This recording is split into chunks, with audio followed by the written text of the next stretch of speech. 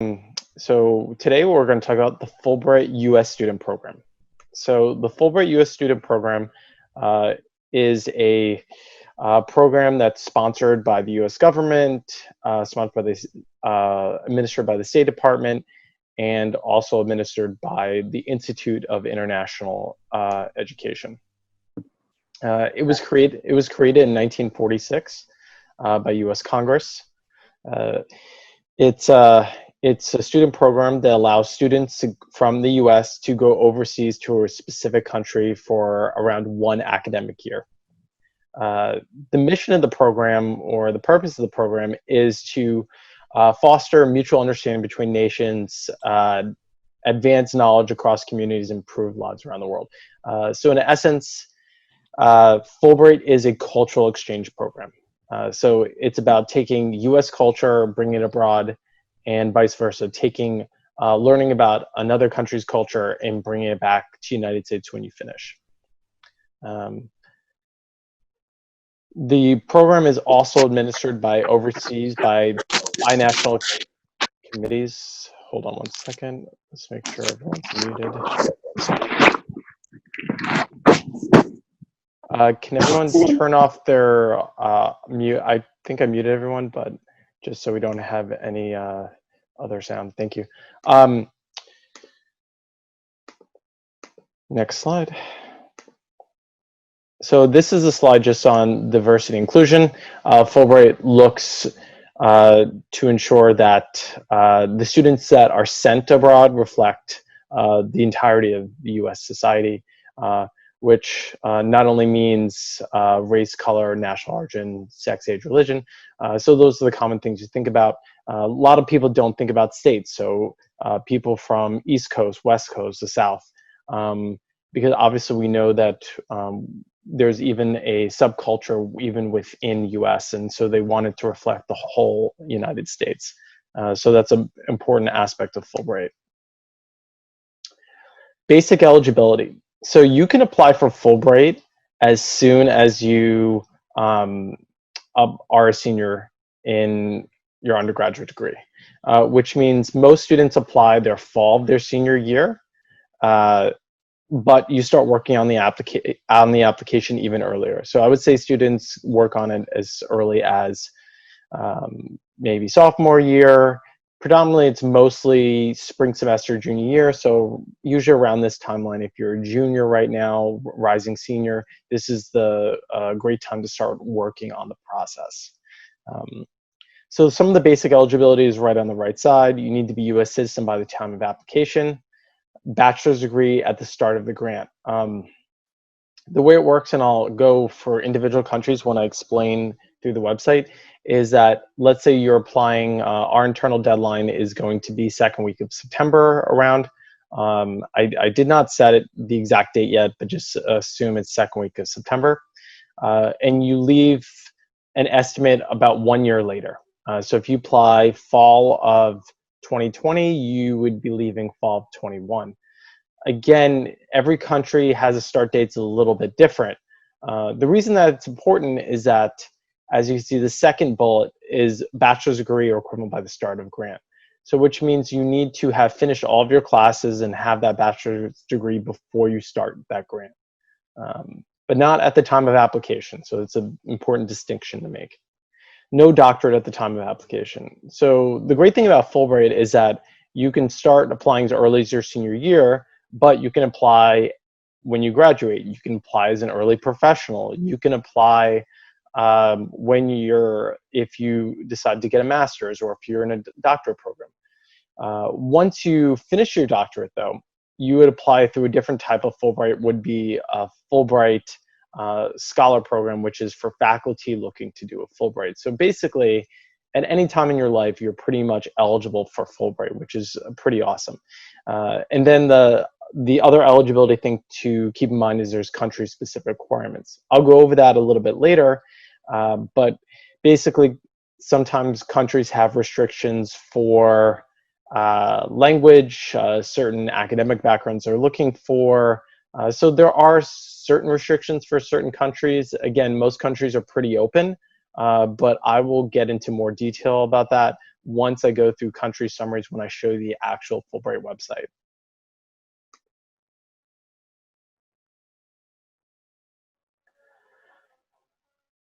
This slide is just to give you an idea how many grants are really available. As you can see, there are loads of opportunities. So I didn't go in the distinction of the two type of programs, which I'll do right now. Is you first have the study and research grant. So the study research grant is where you either propose an independent research project where you design a project that you'd like to carry out overseas. It should be in a field that is closely related to your major or something you have strong knowledge of. And that's for one academic year. For most programs, you need, well, for research in general, you need an affiliation letter, which is a letter from a faculty member, someone running an NGO, someone who's going to be assisting you with your research or project when you're overseas. So this is an important aspect because it allows Fulbright to know that you'll hit the ground running when on your Fulbright. So that's the independent research part. The other is study, where you can complete a graduate degree overseas. Unlike the US, there are plenty of programs for master's degree abroad where it's 1 year. There are still a lot of 2-year master's degree, but there are also plenty of 1-year programs as well.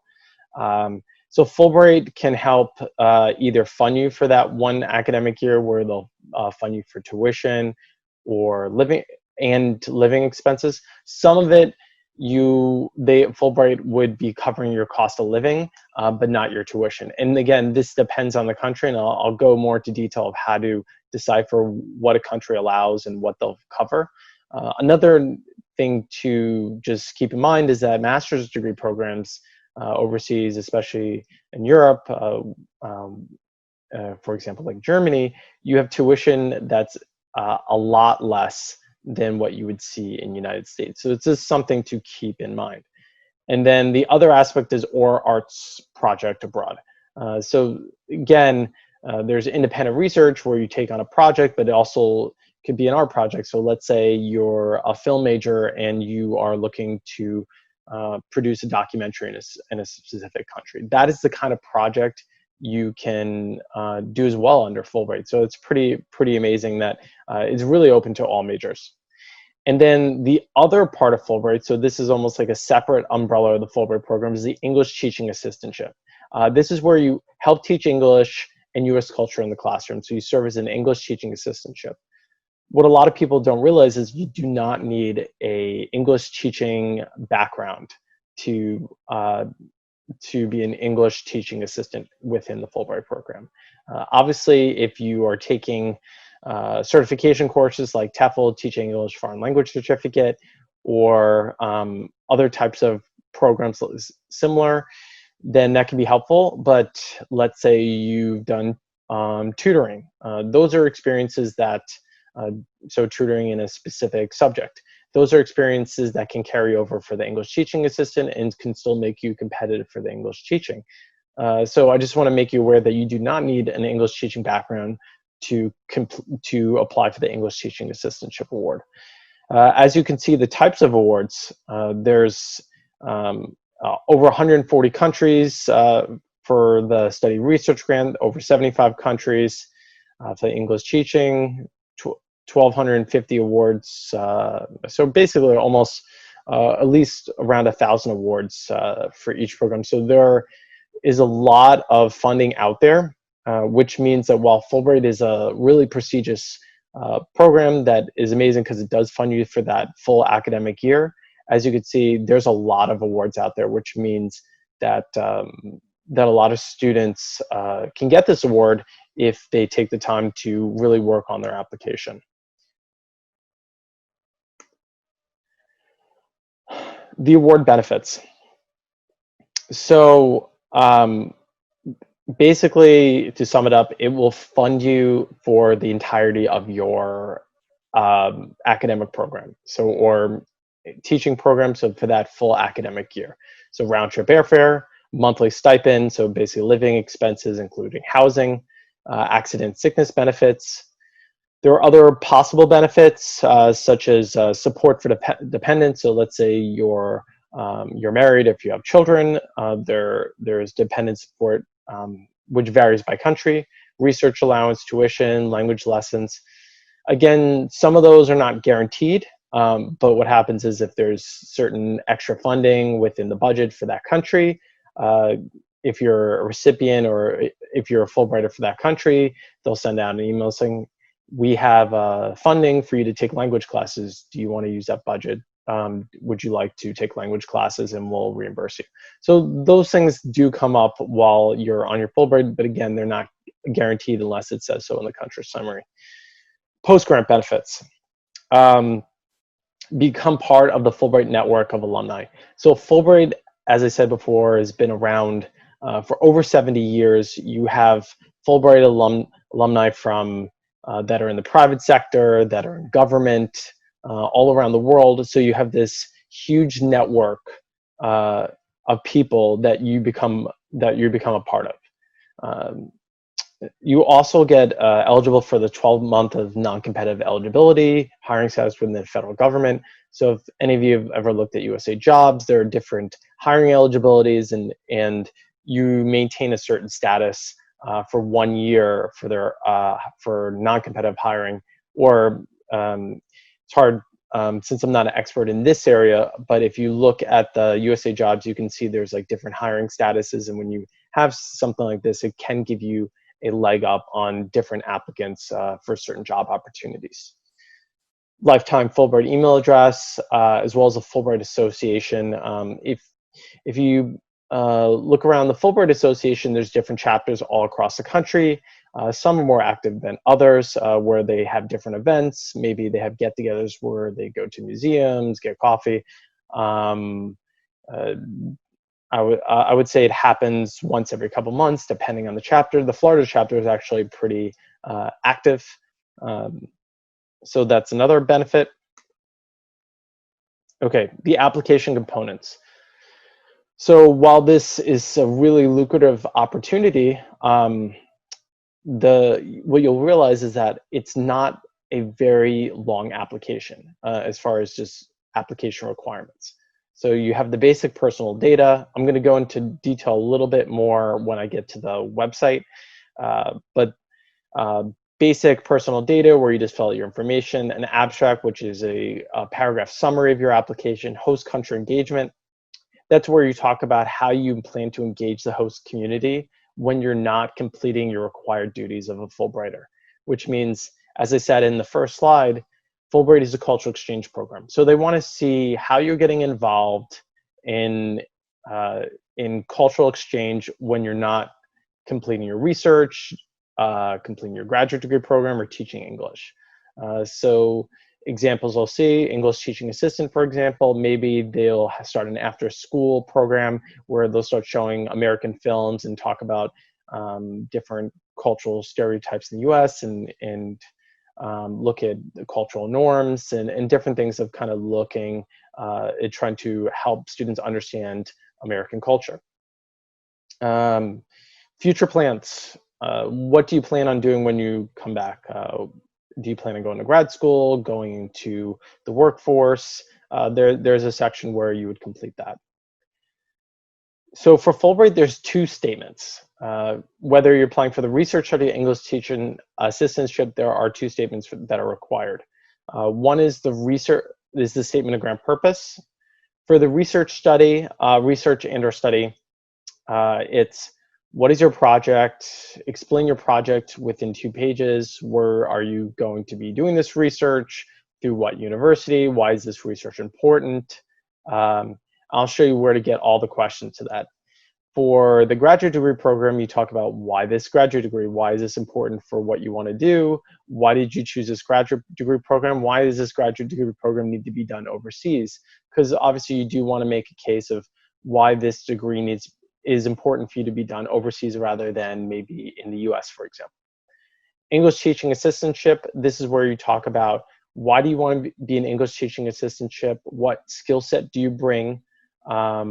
What teaching methodologies do you plan to bring with you? And why did you choose this country, which would go to both statements. are for both the research study and English teaching assistantship. Personal statement is a 1-page max statement. So just going back really quickly, for the research study, it's a 2-page max for the statement of grant purpose. For the English teaching assistantship, it's a 1-page max statement. The personal statement is a 1-page max. Maybe a lot of you have had at least some sort of experience with personal statement for college. You want to tell a story. You want the readers to understand a little bit about you, something that's not in the rest of your application. Maybe if it's for English teaching assistantship, you can talk about a story experience that made you really passionate about helping and teaching others. If it's a specific type of graduate degree program, you can talk about experience that made you really passionate about that field. There's a lot of different ways you go with the personal statement. And again, once I get to that website, I'll give you more information on how to go from there. References, foreign language evaluation. So for this category, it is not required for everyone. If a country requires you to have a level of language proficiency, you need to prove that language proficiency to be competitive. So for example, for any Spanish-speaking countries, you need to have a high level of Spanish. But there are a lot of countries out there where you don't need any language proficiency. I'll show you that in a little bit. And for that category as well, let's say you have some language proficiency for a country that doesn't require it, but you still have some language. Let's say you've taken one class, but the country doesn't require it. What I'd like to recommend is that you always get a language evaluation for that language for that country if you have even the littlest bit, even if it's not required, because it'll prove that it'll just help your application in general. 3 references. The references are different for both the research study and the English teaching assistantship. For the research study, they're general letters of recommendation, so they're letter format. These letters should be talking about what you plan on doing, why this research or graduate degree, why would you'd be an asset to their program. And again, I'll show you in the section where on the website where we can go into a little bit more detail of what they're looking for. For the English teaching assistantship, these references are set questions, so they're not letter format. So questions such as, would this student make a good student cultural ambassador to the program? There's a bunch of questions, and I'll go into a little bit later on. Campus committee evaluation. So this is something when you're applying for the Fulbright program through UCF or through any college institution, there's a campus committee evaluation form usually submitted. For us, the way it works is once you apply for the application, you have an interview with us that's 30 minutes, and we help you with your application. We ask you set questions, and then we give you feedback on how to improve your application to have it as strong as possible at the time of the deadline. But at the end of it, one of 3 faculty, so it's usually made up, the committee is made up of myself for each interview and 1 or 2 other faculty from across different disciplines. The committee is not the same for each applicant because it's all based on availability of the faculty. But one of us will write your evaluation, which would be submitted. Transcripts, they can be unofficial. They don't need to be official. So that's something I can even provide you an unofficial UCF transcript. The research study affiliation letter. So again, I mentioned it quickly before, but that letter is from the institution abroad that will say, we're working with so-and-so, they are applying for Fulbright, we'll give them access to resources and help them if they're given a Fulbright. So that letter needs to be there. The arts and supplementary materials, this is for that section I talked about. Let's say you're a creative writing or you're a film major where you submit proof of your past projects to show the type of work, creative work that you have completed.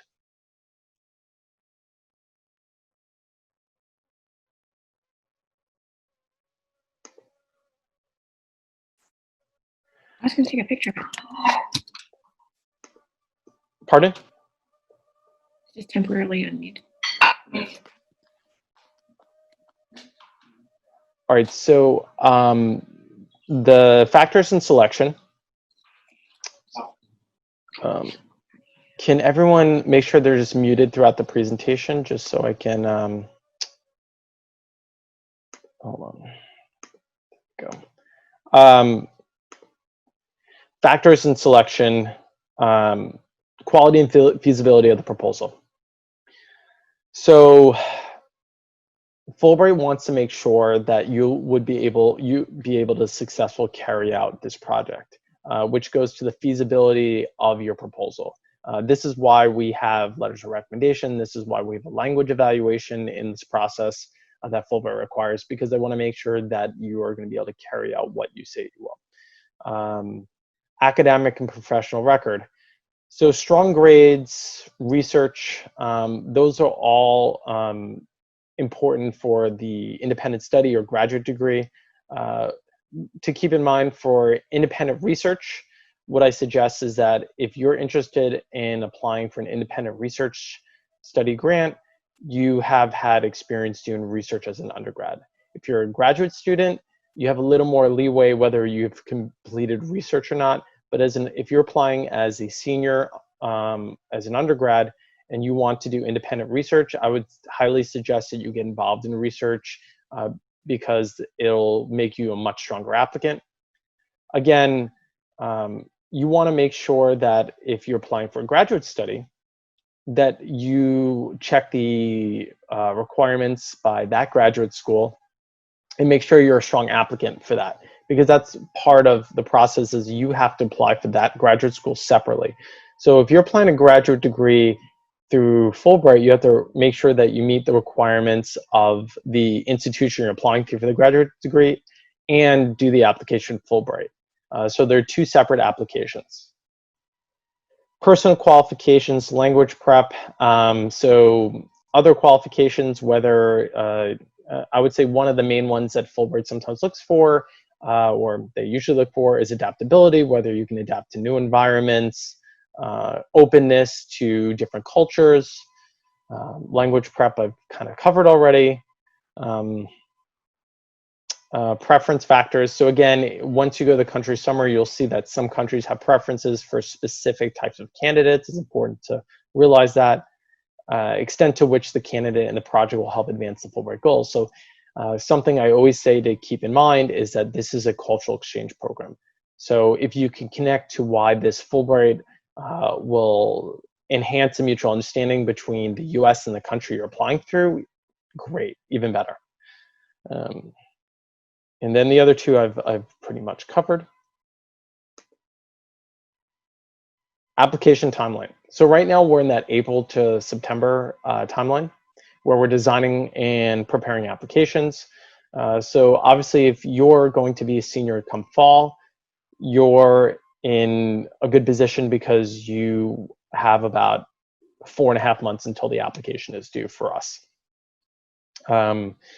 Campus deadline, September. Again, I haven't said it yet, but think second week of September. I'm going to show you online where to sign up so that you'll receive updates, especially when I've set the deadline. The national application deadline is October 13th. Again, this is the deadline where all your stuff needs to be submitted online, but your application materials need to be completed beforehand on the online application, because you will have an interview, a UCF interview, way before that October 13th deadline. So it's important to note that that deadline is for, I would say, polished materials. So after your interview, if you need to do any corrections you have closer to that October 13th deadline, that's when Fulbright will close the application portal.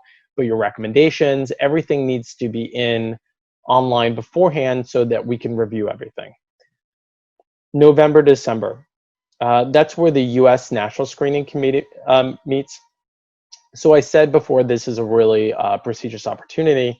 In an academic world, it's really significant because the National Screening Committee is made up of faculty across the country, so which means that most faculty members, all colleges know what the Fulbright program is, what it's about, and how significant it is, and the type of research and different things that have come out from students who've gotten these awards.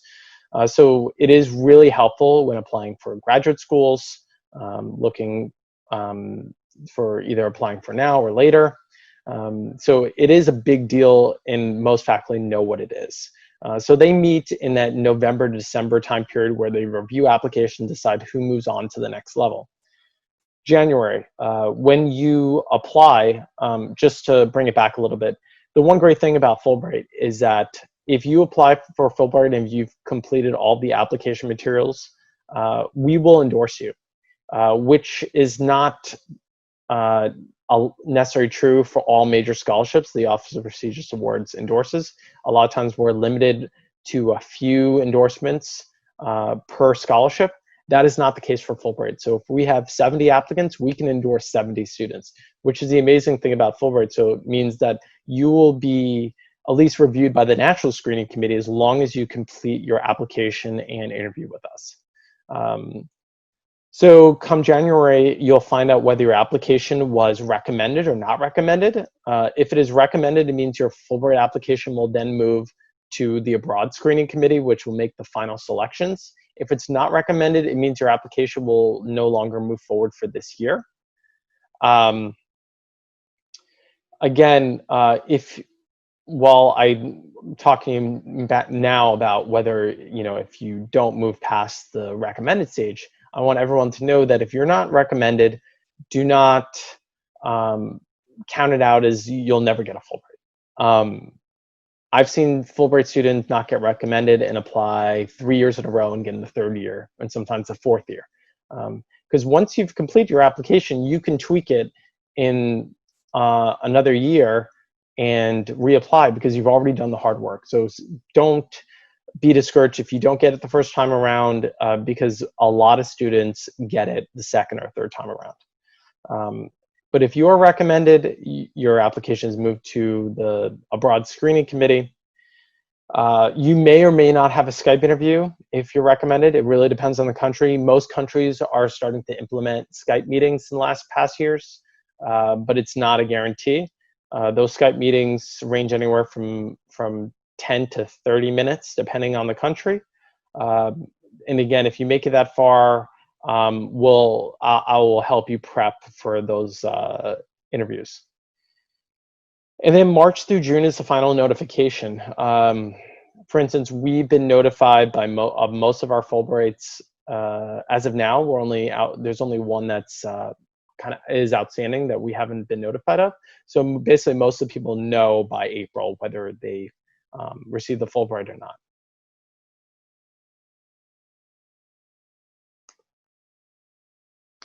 Fulbright student program. So here are the ways to stay connected with the Fulbright program. You have their email address where you can ask country-specific questions. If you go to the website, and I'll show you in a little bit, or actually right after this, there are program managers for each section of the world, which are experts in their section. I can answer most Fulbright programs, but if there's a real specific in-country question, this is something you may want to direct to the program manager. And there are also on this website all the different social media platforms that Fulbright uses.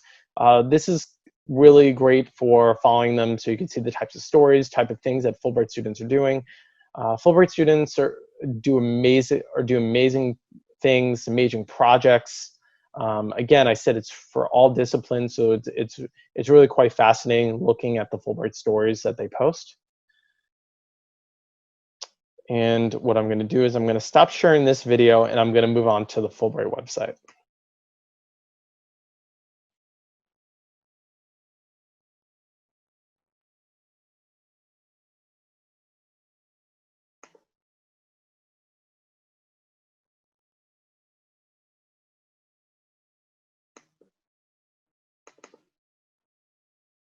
Okay.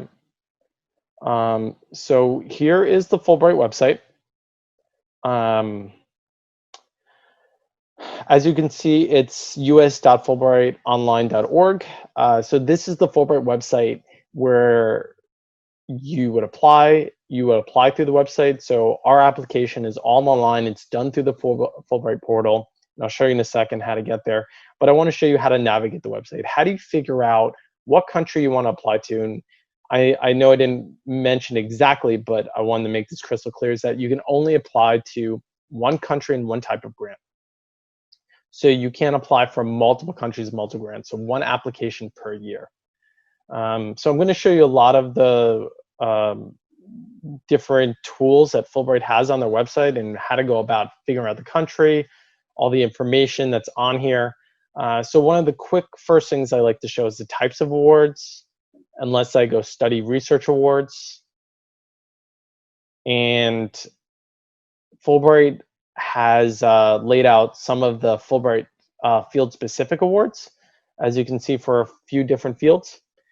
What I didn't mention before is that while the Fulbright is either the study research grant or the English teaching, Fulbright sometimes, depending on the country, have carved out specific funding for specific types of awards. So like, for instance, Finland has a specific technology graduate degree program award that's separate from their study research and English teaching. So some of these countries have these separate types of awards that you can apply for as well.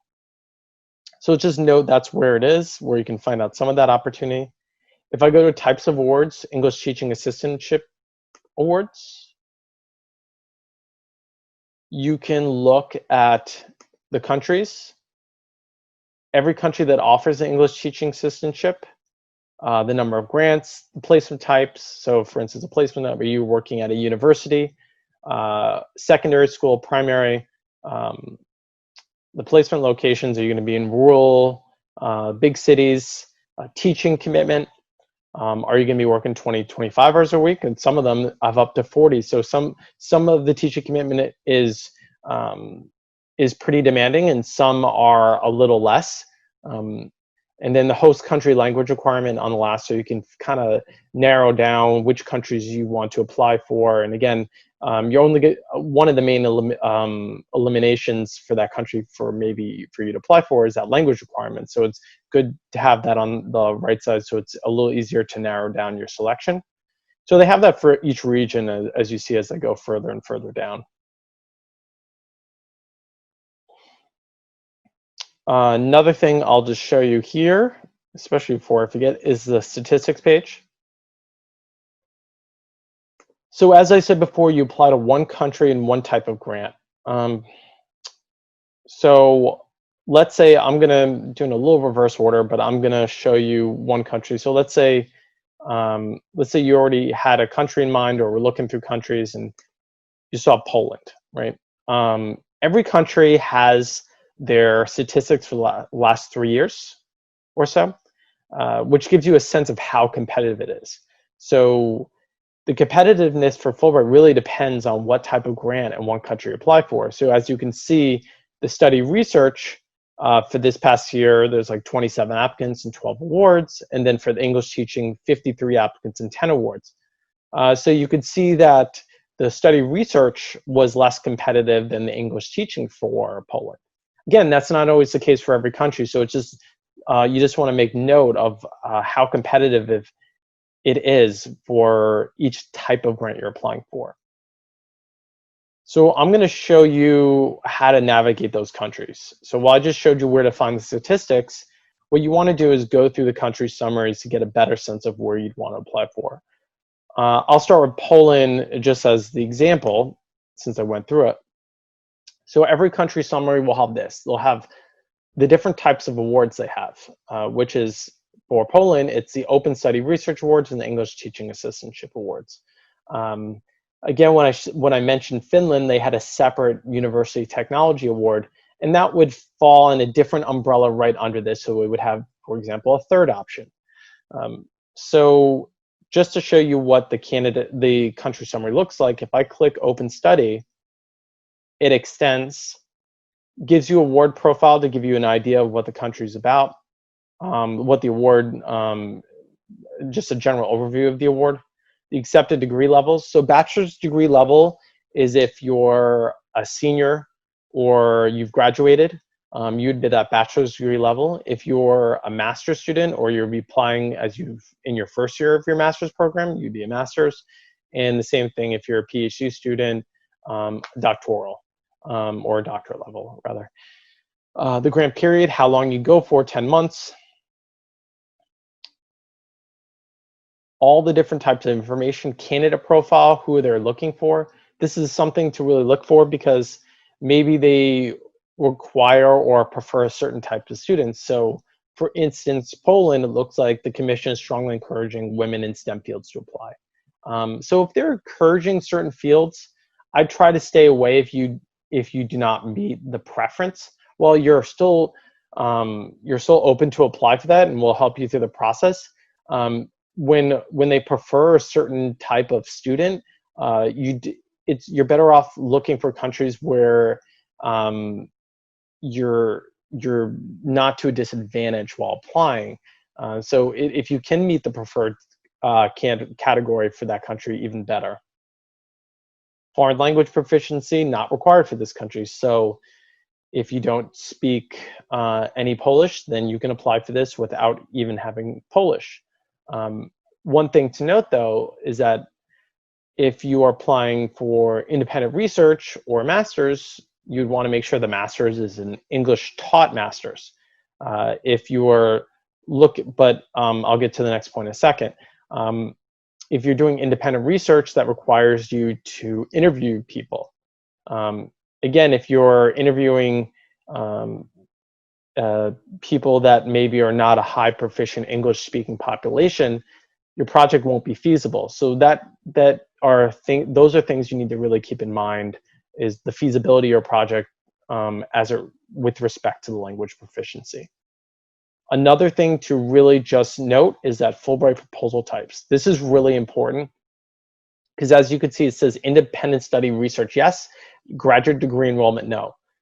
So for example, you can't apply for Fulbright to do a graduate degree in Poland.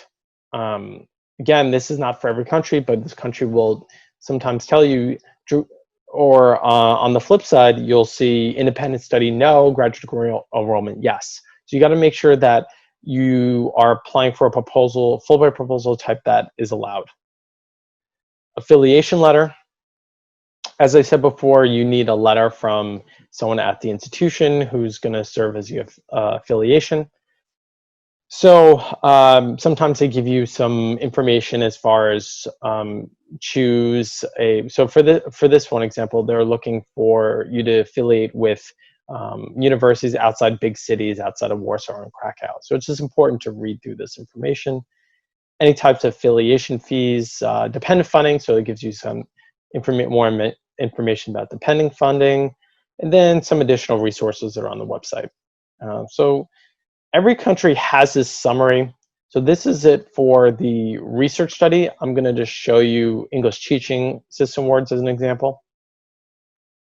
Same types of information, the award profile, the candidate profile, who are they looking for?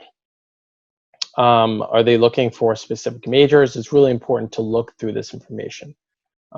Language requirement, so there's no language requirement for Fulbright for Poland. Placement type, where you're going to be placed. So pretty much the same types of information. But again, remember, just because they have certain requirements for the graduates or research, that is not always the same for the English teaching. Sometimes one will require language proficiency and one won't. So it's really important, again, to really look over this country summary.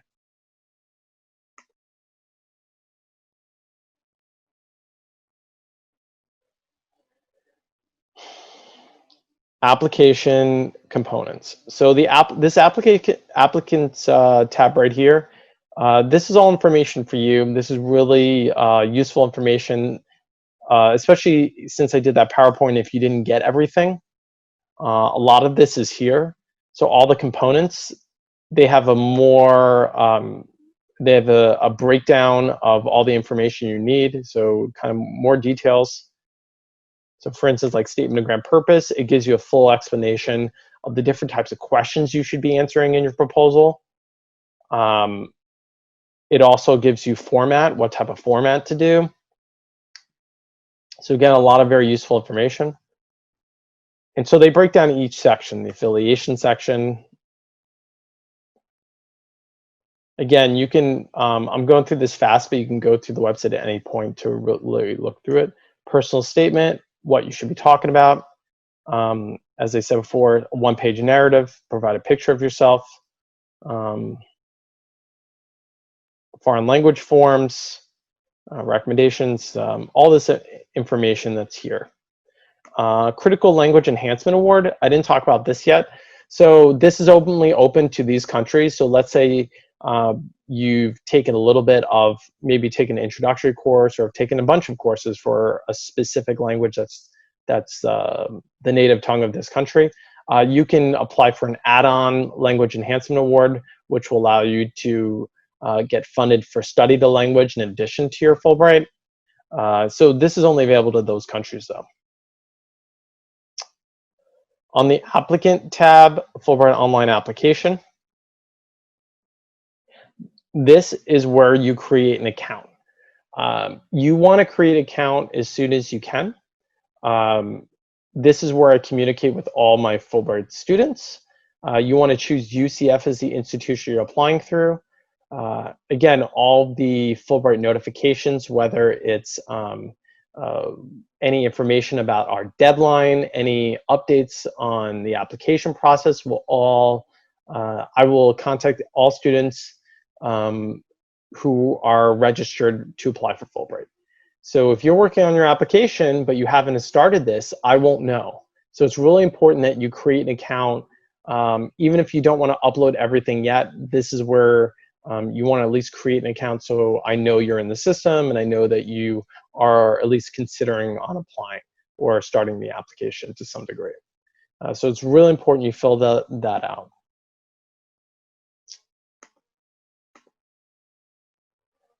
Some of these other sections are just, I don't need to go over right now, but you can kind of go on your own and look through all the different information out there. Again, so that pretty much, on the bottom, there's a contact section here. And as you can see, here's the point of contact for every region. So like Europe, Eurasia, they have the email address, the phone number. So that way, if you have a specific country question, you can ask the program manager who are experts in their region. Again, I'm happy to try to answer any of your questions, and I can answer probably 95% of your questions. But sometimes there's a country-specific question that I will not know. So that's just something to remember that's here, so you can always contact them directly if you do have a question. Again, Fulbright is an amazing opportunity. I didn't really talk about my background in Fulbright, but I completed my research Fulbright in 2010, where I did independent research in Albania on human rights and correctional institutions. It was an amazing experience, being able to do research in country, experience a new culture for both personal growth, professional growth. It's definitely a once-in-a-lifetime experience, and it was, I mean, and to be fully funded to live abroad and do something like this is something, you know, most people don't get to do. And it's very achievable. I didn't talk about the general statistics, but Fulbright has usually about a 20% success rate, which is considering pretty high, considering you'll get a full year of funding. So it's really amazing experience. No experience is exactly alike. All the different Fulbrights are different. And I'm here to help you with this Fulbright application process. So what I always suggest is for students to take a look at the Fulbright website, start looking through the countries, start narrowing down, and then setting up an individual meeting with me if you want to narrow down the countries more, figure out your project ideas, if it's a graduate school or English teaching. And we also have a graduate assistant who does essay reviews as well as myself. I will do one round of edits for each applicant, which I do as part of the process of doing your campus committee evaluation. But I also have a graduate assistant that works to read applications and give feedback. Again, the sooner you start working on this application, the better, because essay feedback, we are pretty flexible. She has a lot more time in early summer. By late summer, the deadlines start coming. Everyone starts sending their application, their edits, and we become overloaded. So if you want more essay feedback, the sooner you start, the more attention you will get on your essays. So it's really important because she has more time right now and is just waiting to read different essays to start giving feedback. So if you have more time on your hands right now, I would definitely start on the application. That way, maybe you can have some drafts of your essay by mid-May or so. So from here, I'm going to stop the share. And I'm going to unmute everyone. And if you have questions, it's time to ask me questions about the process.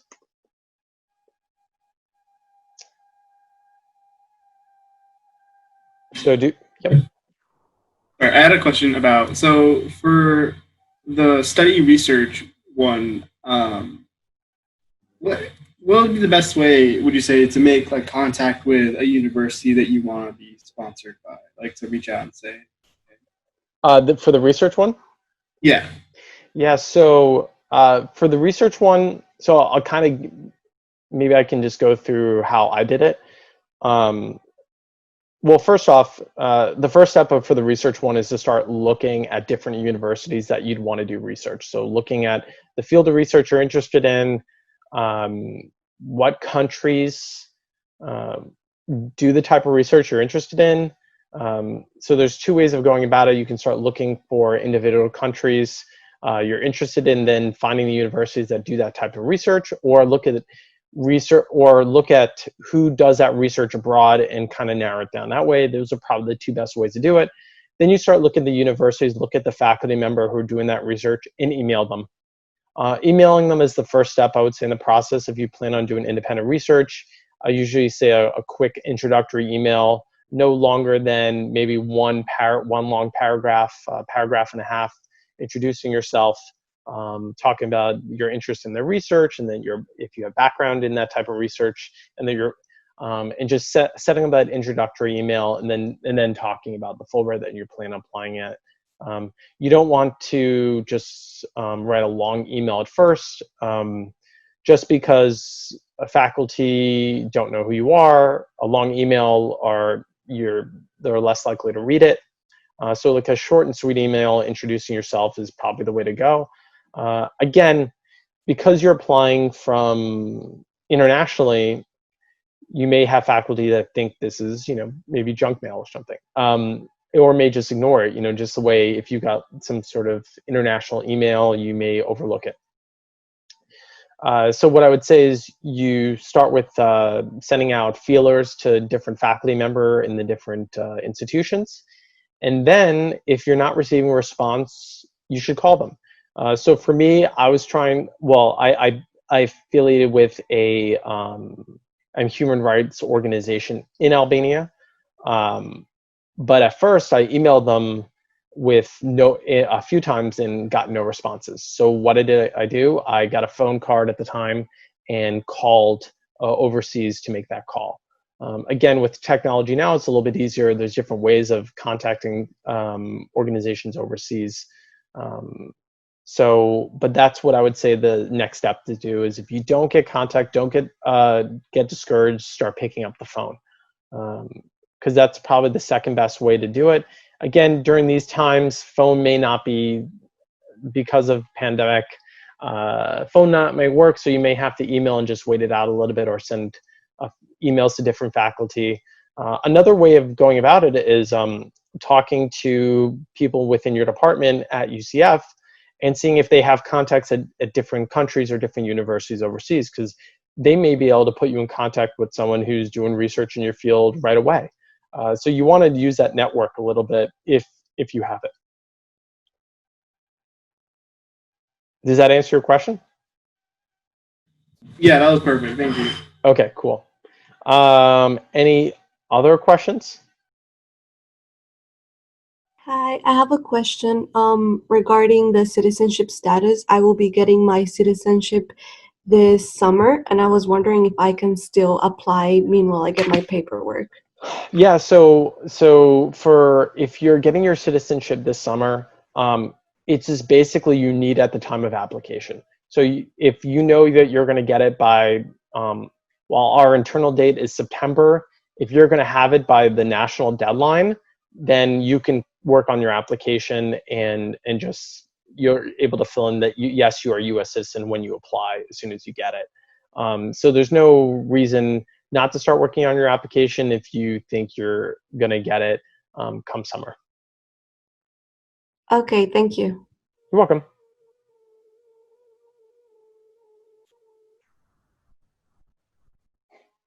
I have a question about the ETA option. Sure. So I would be possibly interested in doing it. I'm currently working on a master's in TESOL. Okay. So I guess I would start the application like at the end, like when I'm about to finish my, like this, how do I say this, like next spring, because I just started my master's program. So the way it works is for ETA or even any type of Fulbright. So just to throw that out there for students is that most students apply whenever their first opportunity presents itself, because again, remember, you can only apply once a year, Okay. and then you're not guaranteed. So you can apply in the fall, and you know, your program will be so excited if you got your Fulbright that, you know, having to postpone, usually they'll work with you as far as just postponing if you end up going on your ETA during your master's program. So a lot of graduate programs do work with the students because Fulbright is a big deal. It's a big deal for their program to get a Fulbright student.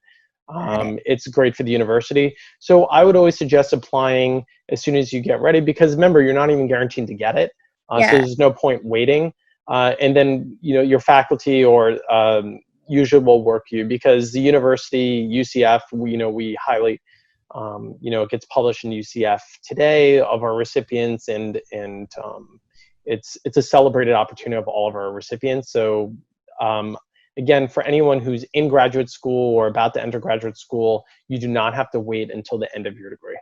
Okay, that's what I was thinking, that I would have to do it like after my degree. Okay. No, the only time the exception is for certain people is that, let's say there's a really small cohort, so maybe a PhD program that's not allowing you to defer.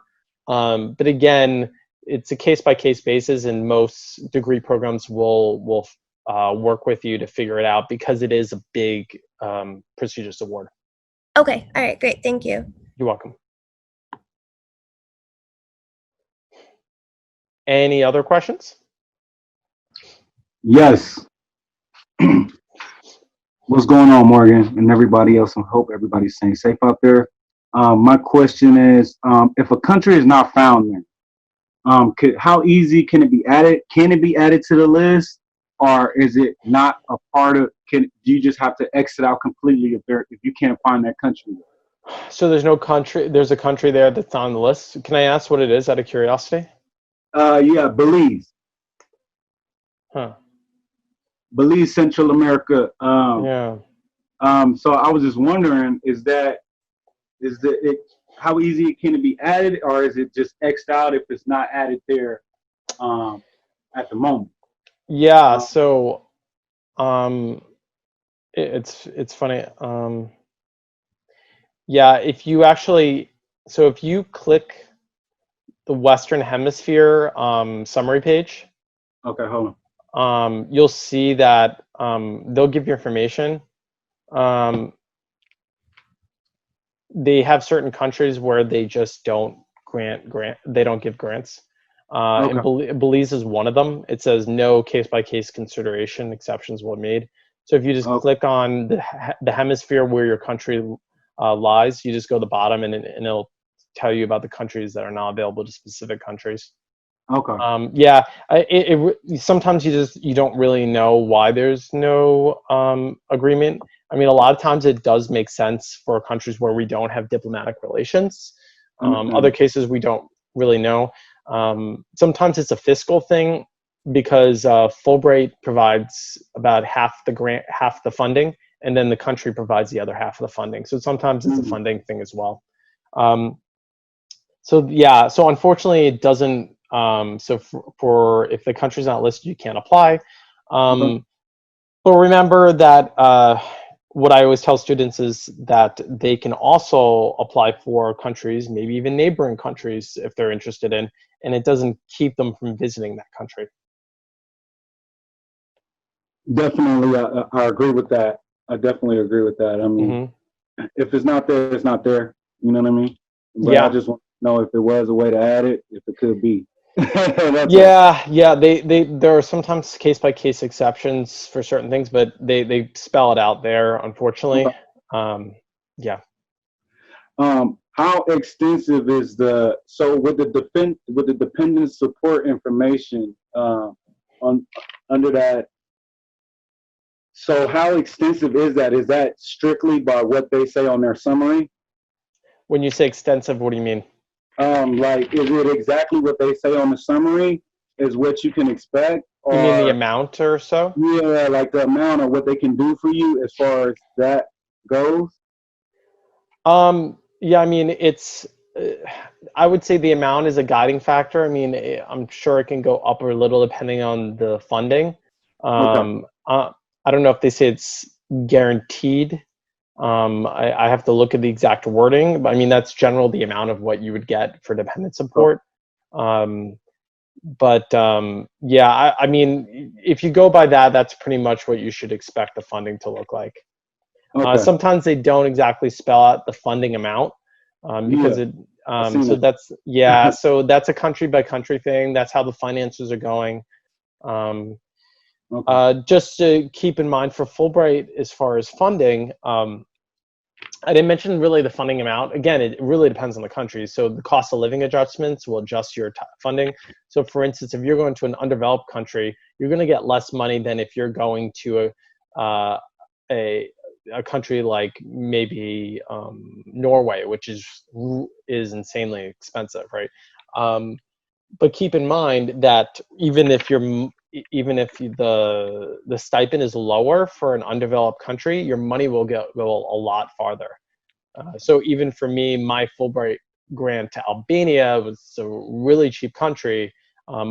My grant funding was pretty generous. But even with more money to go to something like Norway, my money is not going to go as far, even if they give 50% more. There's something to keep in mind. Thank you. Yep. Any other questions?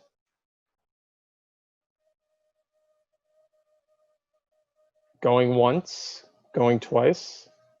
Well, I guess this will conclude our Fulbright information session. I want to thank everyone for joining. Again, I do have one more question. Yeah, go ahead. Sure. Okay, I've done the evaluation process, right?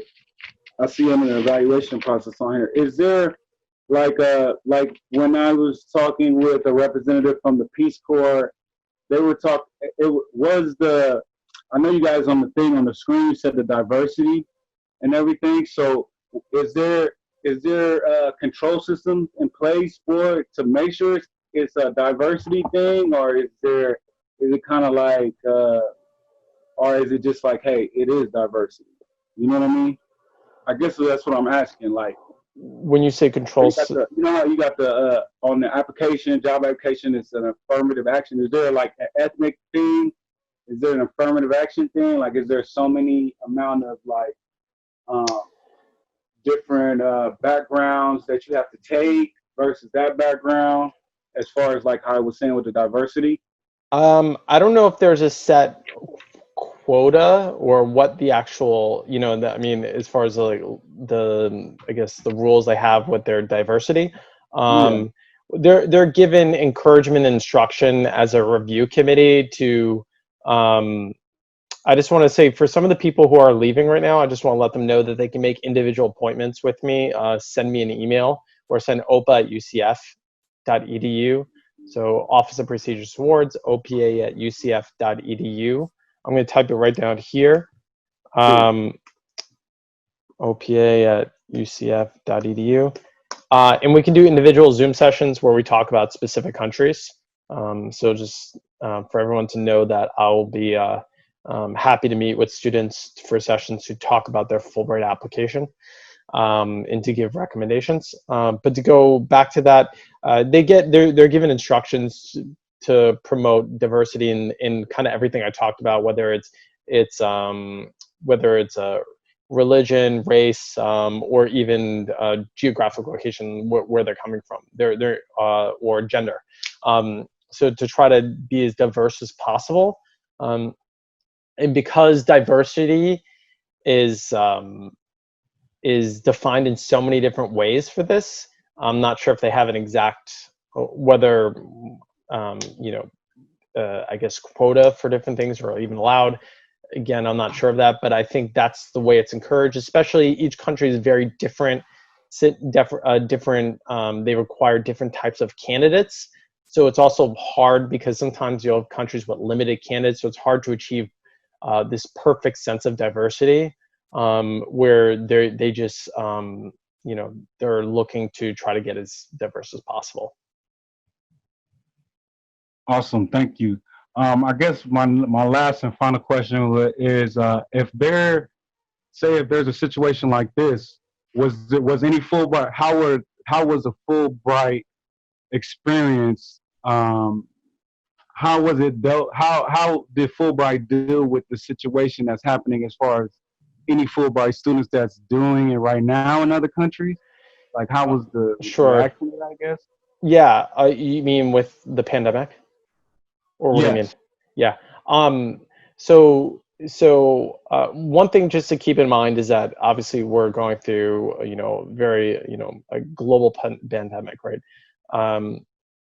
Fulbright, remember that your Fulbright that you're applying for now would be a year and a half from now, basically, right? So we're talking a very long time from now, which means that the impact on Fulbright on this for you is hopefully very minimal. Again, we don't know, but obviously, you'd assume things are going to be a lot better in a year and a half. Meaning that, and I think that's also maybe another advantage of applying this year is that students may not be thinking about studying abroad right now, right? It's not something that's on the forefront of anyone's mind. Which could mean that applications may, this is just me guessing, right? That applications could be a little bit lower because of this. And this could be advantageous for students applying this year. So that's just something to keep in mind. For the students that were abroad right now, they were all brought back because of the State Department's travel threat level. So Fulbrights were all ended about a month and a half ago. And then for students who received the Fulbright from this application cycle, it got pushed back till January. So students can't start in September, they'll be starting in January. So even right now, they're not planning on canceling the Fulbright, they're just pushing it back to a later date. And then they're kind of, the situation keeps changing so rapidly that they're kind of just making decisions as they come about. But this being a grant you wouldn't start for a year and a half, I would say it would be less of a worry, hopefully.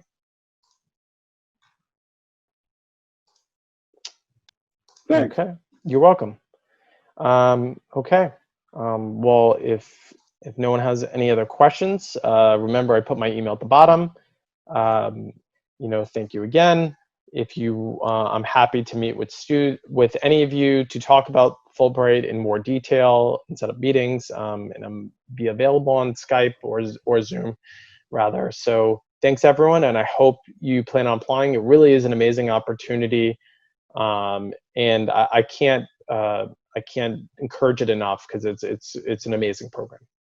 So thank you all for joining me.